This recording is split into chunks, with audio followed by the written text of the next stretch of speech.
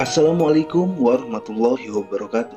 Selamat datang kembali di Chemistry, cerita mistis para pendaki. Di episode kali ini, kita akan kembali mendengarkan cerita dari Gunung Slamet, yang kali ini bersumber dari seorang wanita yang bernama Desi Wulandari. Selain hobinya mendaki gunung, Mbak Desi ini juga memiliki kemampuan bisa melihat makhluk-makhluk tak kasat mata. Dan ini juga yang dialaminya sewaktu mendaki ke Gunung Slamet via Bambangan bersama teman-temannya sekaligus bersama suaminya. Seperti apa kisah Mbak Desi? Silahkan menikmati jalan ceritanya. Tapi sebelum kita masuk ke ceritanya, jangan lupa like, comment, and share video ini. Subscribe juga sebagai bentuk dukungan kalian terhadap channel ini. Dan nyalahin lonceng notifikasinya agar kalian gak ketinggalan cerita-cerita selanjutnya. Di suatu hari di kota Pemalang, Desi telah bersiap bergegas untuk mendaki ke Gunung Slamet bersama keempat rekan setimnya, yang salah satunya adalah suaminya. Sekitar sehabis subuh, mereka berangkat dari Pemalang dengan menggunakan sepeda motor menuju base camp Bambangan yang berlokasi di Purbalingga. Udara sejuk pagi hari menemani perjalanan mereka. Hingga tak terasa, Desi dan yang lainnya tiba di base camp sekitar pukul 7 pagi. Mereka beristirahat sejenak sambil mengurus si Maksi dan yang lainnya. Setelah semuanya dirasa siap, tepat pukul 9 pagi, mereka memulai perjalanan. Jika kalian pernah ke Gunung Slamet via Bambangan, pastinya sudah mengetahui trek yang memang sedari base camp sudah menanjak. Baru beberapa melangkah meninggalkan base camp, Desi dan kawan-kawan sudah merasa lelah. Padahal fisik telah mereka siapkan, apalagi mereka juga sudah sering sekali mendaki gunung. Akhirnya mereka memutuskan menaiki jasa ojek untuk bisa sampai ke pos 1 Bayangan. Saat di perjalanan, keganjilan sudah terasa. Saat itu Desi ditanya oleh tukang ojek perihal jumlah rombongan mereka. Tukang ojek yang mengantarkan Desi itu berkata kalau rombongan Desi beranggotakan 6 orang, padahal mereka hanya berjumlahkan 5 orang. Saat itu Desi enggan untuk menanggapinya dan lebih fokus untuk memikirkan yang lain. Mereka pun tiba di pos 1 Bayangan, yang mana di sana terdapat warung-warung penjual cemilan. Desi dan rombongan pun memutuskan untuk rehat di warung tersebut sambil memakan gorengan dan sepotong semangka segar. Tak luput juga mereka mengobrol dengan ibu penjual warung di sana. Dalam percakapan yang mereka dapat, ibu warung itu mengatakan bahwa dalam sehari kemarin ada 6 orang yang dievakuasi, mulai dari keseleo, patah tulang, bahkan sampai ada yang terkena hipotermia. Kejadian-kejadian tersebut cukup mengkhawatirkan perasaan Desi. Namun rasa penasaran akan ke puncak lebih besar mengalahkan rasa khawatirnya. Setelah dirasa cukup berbincang, Desi dan kawan-kawan kembali melanjutkan perjalanan. Pos demi pos pun mereka lalui. Perjalanan mereka terbilang lancar, tidak ada hambatan kala itu. Hingga Desi dan kawan-kawan hampir tiba di pos Bayangan 3. Saat itu, suami dari Mbak Desi tiba-tiba saja mendengar alunan gamelan. Sebut saja namanya Farid. Farid yang tengah berjalan asik mendengar alunan tersebut dengan cukup jelas. Tidak hanya itu, Farid juga melihat dari kejauhan di pos Bayangan 3 ada seperti seorang ibu penjual warung yang sedang menjaga di warung. Namun setibanya mereka di pos Bayangan 3, ternyata tidak ada seorang pun di sana. Saat itu Farid mulai merasakan hal yang tidak beres. Lantas Farid mengajak yang lainnya untuk lanjut berjalan, tidak rehat di sana karena alasan tidak beres tersebut. Dengan sedikit tergesa, mereka pun melanjutkan perjalanan menuju pos 3. Di pertengahan jalan menuju pos 3, Desi dan kawan-kawan bertemu dengan 4 pendaki yang kala itu tengah rehat di jalur. 2 orang dari Bogor dan 2 orang dari Cilacap. Mereka pun memutuskan untuk bergabung dalam pendakian ini. Alhasil mereka sekarang berjumlah 9 orang dalam satu rombongan. Desi dan kawan-kawan yang semula hendak mendirikan tenda dan bermalam di pos 3 membatalkan niatnya dikarenakan keempat orang itu mengajaknya untuk mendirikan tenda di pos 5 saja secara bersama-sama. Singkatnya, mereka pun tiba di pos 3 hanya untuk mengatur pernapasan sebentar, lalu kembali melanjutkan perjalanan. Dalam perjalanan menuju ke pos 4, mereka sepakat untuk melewati pos Samarantu itu sebelum maghrib, atau jika waktu sudah mendekati maghrib, mereka belum sampai di pos 4, mereka harus berhenti di jalur guna menghindari bertemu maghrib di pos yang terkenal angker itu. Sementara hari mulai gelap, Desi melihat jam di tangannya kala itu tepat pukul 5:30 sore. Namun seperti yang mereka sudah sepakati sebelumnya, jangan sampai bertemu maghrib di pos 4. Akhirnya mereka memilih beristirahat di jalur dan menunggu maghrib di sana. Sambil berbincang dan bersenda gurau, tak terasa waktu sudah menunjukkan pukul 6:30 malam. Keadaan saat itu sudah gelap gulita. Penerangan dari senter-senter dan headlamp mereka menjadi satu-satunya cahaya untuk menemani langkah mereka. Karena dirasa cukup, waktu maghrib telah berlalu. Kemudian mereka mulai bergerak menuju pos 4. Sesampainya di pos 4, Desi yang memang sedikit sensitif akan makhluk-makhluk goib merasakan aura yang sangat berbeda kala ia menginjakan kaki di pos tersebut. Tapi Desi kembali mengalihkan rasa tersebut dan mereka rehat sejenak di pos itu. Saat itu, suaminya Desi yang tak lain adalah Farid tiba-tiba saja melihat banyaknya orang-orang dari arah bawah yang seperti hendak naik ke arah mereka. Lantas yang lainnya pun segera melihat ke arah yang Farid tuju. Dan benar saja, mereka semuanya melihatnya. Pergerakan orang-orang itu ditandainya dengan adanya sorot cahaya headlamp yang digunakan. Cukup banyak sorot cahaya headlamp itu yang perlahan bergerak ke atas menuju pos 4, tempat mereka beristirahat. Namun cukup lama mereka menunggu, nyatanya nihil. Sorot-sorot cahaya itu tak kunjung juga sampai ke pos 4. Padahal jarak antara cahaya dari tempat mereka itu terbilang cukup dekat. Perasaan dan pikiran mereka mulai kemana-mana. Sampai akhirnya mereka memutuskan untuk lanjut berjalan tanpa memperdulikan orang-orang itu. Udara dingin malam hari di pegunungan mulai terasa menusuk jaket-jaket yang mereka gunakan. Sampai di tengah perjalanan, tiba-tiba saja hujan turun dengan derasnya. Mereka terus berjalan dikarenakan mereka tidak membawa jas hujan. Tapi saat itu tiba-tiba saja seperti ada yang menarik jaket Desi dengan begitu kuat hingga Desi hampir terjatuh. Beruntungnya temannya sigap menahan tubuh Desi dari belakang. Mereka semua berpikir kalau saat itu Desi tengah kelelahan sehingga membuat tubuhnya hampir terjatuh. Mereka pun memutuskan untuk rehat sejenak di jalur.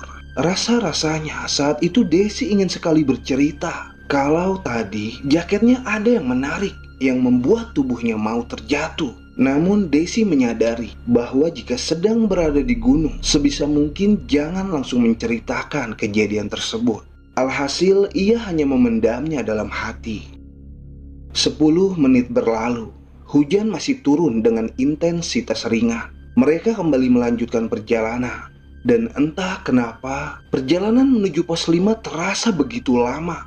Padahal ada beberapa orang dalam tim itu yang sudah pernah ke sana, yang merasa terasa sudah dekat.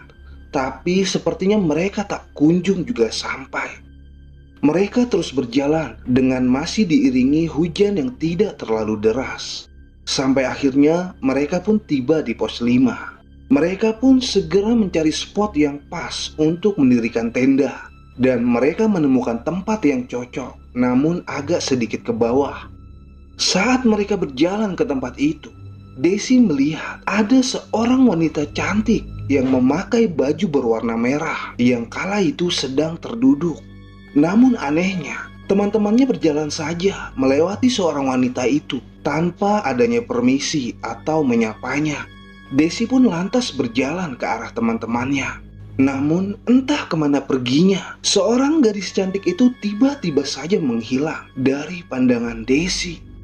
Desi pun kembali menghiraukan. Ia dan yang lainnya pun lantas mendirikan tenda di area itu dengan hujan yang masih terus turun. Tapi saat yang lainnya sedang sibuk mendirikan tenda, tiba-tiba Desi melihat dari arah atas ada segerombolan orang seperti para pendaki yang kala itu berlari ke arah mereka. Seperti layaknya sedang tawuran, segerombolan orang-orang itu lantas menghancurkan tenda yang sedang Desi dan teman-temannya dirikan. Namun anehnya, teman-teman Desi tidak melihatnya. Mereka anteng saja mendirikan tenda. Padahal yang Desi lihat, segerombolan orang-orang itu terlihat beringas yang ingin menghancurkan tenda-tenda mereka. Dan di saat yang bersamaan pula, teman Desi yang bernama Nina tiba-tiba saja terjatuh pingsan. Sontak Desi pun berteriak kepada yang lainnya yang tengah asik mendirikan tenda untuk segera membantu Nina. Mereka pun semua sibuk menyadarkan Nina. Tapi saat yang lainnya tengah sibuk menolong Nina, tiba-tiba saja persis di hadapan Desi muncul sesosok wanita cantik berbaju merah itu. Cantik sekali. Yang sontak dengan sedikit terkejut, Desi memundurkan tubuhnya yang sampai menubruk tubuh Rudi temannya itu. Beruntungnya suaminya yaitu Farid dengan sigapnya meraih tubuh Desi yang hendak terjatuh ke tanah. "Kamu kenapa?" Namun saat itu mulut Desi seperti keluh, tidak bisa terucap dari mulutnya apa yang Desi ingin katakan. Sementara hujan masih turun rintik-rintik. Setelah Nina sadar, yang lainnya pun segera kembali mendirikan tenda. Dan satu keganjilan lagi. Saat itu salah satu tenda dari mereka ada yang patah di bagian framenya. Entah apa yang terjadi. Mungkin itu ulah segerombolan orang-orang yang tadi Desi lihat.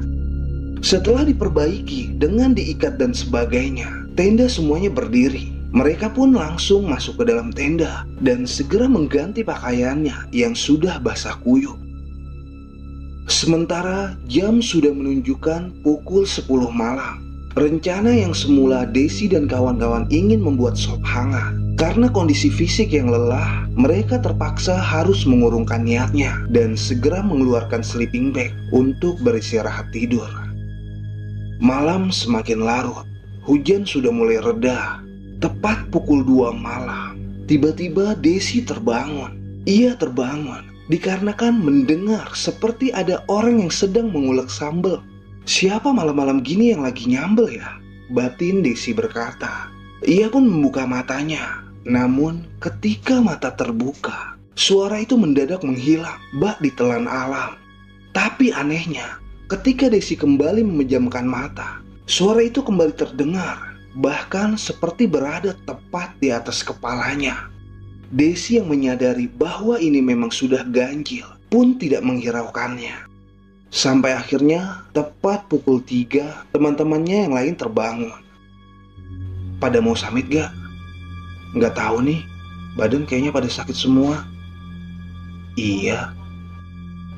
Tadi pada dengar suara orang ngulek gak?" "Iya tadi gue dengar." "Gue juga dengar. Mungkin tetangga sebelah kali." Kemudian mereka bersembilan pun berunding apakah mau summit atau tetap stay di tenda. 4 orang dari Bogor dan Cilacap memutuskan untuk summit. Sementara Desi, suaminya, dan ketiga temannya mengurungkan niatnya untuk summit. Dikarenakan kondisi fisik yang tidak memungkinkan. Badannya terasa sakit, ditambah si Nina yang memang masih sangat lemas. Keempat pendaki dari Bogor dan Cilacap kemudian pamit ke puncak. Sementara 5 orang yang lainnya, termasuk Desi, memilih stay di tenda dan kembali beristirahat. Mentari telah menunjukkan sinarnya. Desi kembali terbangun dan kemudian mulai memasak. Dikarenakan perut yang sudah terasa lapar. Setelah menyantap sarapan sekitar pukul 9 pagi, Desi mencoba menanyakan kepada tetangga tendanya yang baru saja turun dari puncak, apakah mereka semalam memasak, mengulek sambal. Namun mereka menjawab, tidak ada yang memasak malam tadi. Mereka juga tidak mendengar suara itu. Desi yang mendengar jawaban itu pun hanya terdiam, kemudian kembali masuk ke dalam tendanya. Tepat pukul 10, keempat pendaki asal Bogor dan Cilacap telah kembali dari puncak. Mereka kembali memasak untuk makan bersama. Dan setelah itu, tepat pukul 11 siang, Desi dan kawan-kawan memutuskan untuk turun ke bawah, mengingat hari yang semakin siang. Namun, keempat pendaki asal Bogor dan Cilacap itu memutuskan untuk bermalam satu kali lagi di pos tersebut. Akhirnya mereka pun berpisah. Setelah merapikan tenda, Desi dan kawan-kawan pamit kepada empat pendaki itu, kemudian berjalan turun menuju base camp. Tapi, keganjilan masih berlanjut. Mereka mulai bergerak tepat pukul 11 siang dan berharap sebelum maghrib harus sudah sampai di base camp. Tak lupa juga mereka berdoa terlebih dahulu agar selamat sampai base camp dan tidak mendapatkan gangguan lagi. Dengan perlahan, mereka mulai meninggalkan pos 5 dan bergerak menuju pos 4 Samarantu. Perjalanan turun sampai ke pos 4 bisa dibilang aman. Belum ada gangguan yang terjadi sampai mereka tiba di pos Bayangan 3. Saat itu mereka memutuskan untuk rehat sejenak. Tapi di sana Desi kembali melihat sosok wanita berbaju merah yang tengah berdiri tepat di belakang temannya, yaitu Rudy. Bukan hanya itu, Desi juga melihat adanya sosok lain di belakang Rudy. Sosok seperti tinggi besar dengan wajah yang mengerikan. Desi yang mulai merasa tak nyaman, kemudian meminta yang lainnya untuk kembali berjalan. Dengan seketika, ia perlahan berlari meninggalkan tempat tersebut, yang kemudian disusul oleh Rudy, Farid, dan yang lainnya. Belum selesai gangguan yang menimpa, baru 5 menit meninggalkan pos tersebut, tiba-tiba mereka disambut oleh kabut hitam yang begitu pekat, yang setelahnya hujan kembali datang. Mereka lantas bergegas tanpa menggunakan jas hujan, kembali merasakan basah. Dan dimulai dari situ, Desi dan suaminya Farid melihat dari kejauhan adanya sebuah warung. Mungkin itu pos 2. Tapi semakin mereka berjalan, warung itu bukannya semakin dekat, justru malah semakin menjauh. Aneh, mereka nampaknya mulai berhalusinasi. Kemudian mereka melanjutkan perjalanan dengan keadaan yang licin karena diguyur hujan lebat. Desi berpegangan pada akar-akar pohon dan sekitarnya. Sontak Desi merasakan tangannya seperti ada yang memegangnya. Lalu ia mencoba melepaskan genggaman tangan itu. Namun genggamannya begitu kuat sampai Desi melihat ke arah tersebut dan terlihat tangan yang begitu besar yang seperti sedang menahannya. Sontak Desi pun terkejut, yang kemudian dengan sekuat tenaga ia menarik tangannya sampai ia terpelanting. Melihat Desi yang seperti itu, teman-temannya berkata, "Kenapa, Des? Tadi ada tangan gede banget narik gua." Tapi mereka seolah tak percaya. Malah mereka hanya tertawa, yang menganggap Desi sedang berhalusinasi. Desi pun tak mau meyakinkan teman-temannya itu. Ia berpikir, anggap saja memang benar ia berhalusinasi. Mereka terus berjalan turun, tapi setelahnya kejadian serupa menimpa temannya, yaitu yang bernama Jamil. Jamil juga mengalami kejadian yang Desi alami. Bahkan bukan hanya tangannya, tapi juga dengan kakinya yang seakan ditarik hingga Jamil terjatuh sampai terguling. Melihat kejadian itu, teman-temannya baru yakin kalau ini memang sebuah teror. Dimulai dari situ, mereka semua terdiam dan fokus ke jalan, yang saat itu langit mulai gelap. Singkatnya, mereka tiba di pos 1, bertepatan dengan waktu maghrib. Di sana sudah nampak pendaki lain. Mereka pun bergabung dengannya sambil menikmati teh hangat di warung di pos 1 untuk menghangatkan tubuh. Selepas maghrib, mereka kembali melanjutkan perjalanan dengan hujan yang sudah mulai reda. Jarak antara pos 1 ke pos Bayangan 1 tidak terlalu jauh, tapi kala itu mereka merasakan seperti jauh sekali. Tidak sampai-sampai di pos tersebut, namun mereka tetap waspada sampai titik terlemah. Saat itu Desi mulai melihat ke arah atas pepohonan, seperti ada sesuatu yang menarik perhatiannya untuk menengok ke arah tersebut. Dan setelah ia menengok ke arah pepohonan, terlihat banyaknya makhluk yang tengah bergelantung di atas pohon dengan berbagai macam bentuk dan rupa. Begitu seram, begitu mengerikan. Desi yang merasa sudah sangat lemah sempat ingin menyerah dengan keadaan. Namun jauh di dasar hatinya, ia harus segera pulang karena ada orang rumah yang menunggunya. Desi memilih untuk menunduk agar tidak semakin terdistrak. Sampai akhirnya mereka tiba juga di pos bayangan 1. Saat sedang mengatur nafas di pos tersebut, Desi kembali melihat sosok wanita berbaju merah itu yang masih mengikuti Rudy. Lantas ia pun kembali mengajak yang lainnya untuk cepat-cepat berjalan menuju area base camp. Mereka mulai melintasi aliran mata air yang berbatasan dengan ladang warga.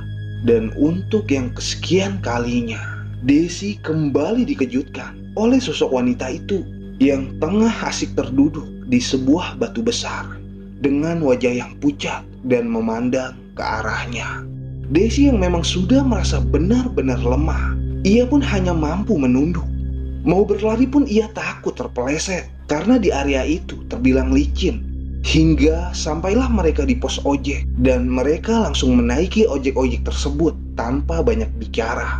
Setelah motor mulai melaju, Desi sempat melirik ke arah belakangnya dan terlihat sosok wanita berbaju merah itu terbang yang kemudian kembali ke area atas. Dalam hati Desi kala itu, ada masalah apa saya dengan wanita tersebut? Dia pun tak habis pikir. Sampai kemudian mereka pun tiba di base camp dengan selamat tanpa adanya gangguan lagi. Begitulah pengalaman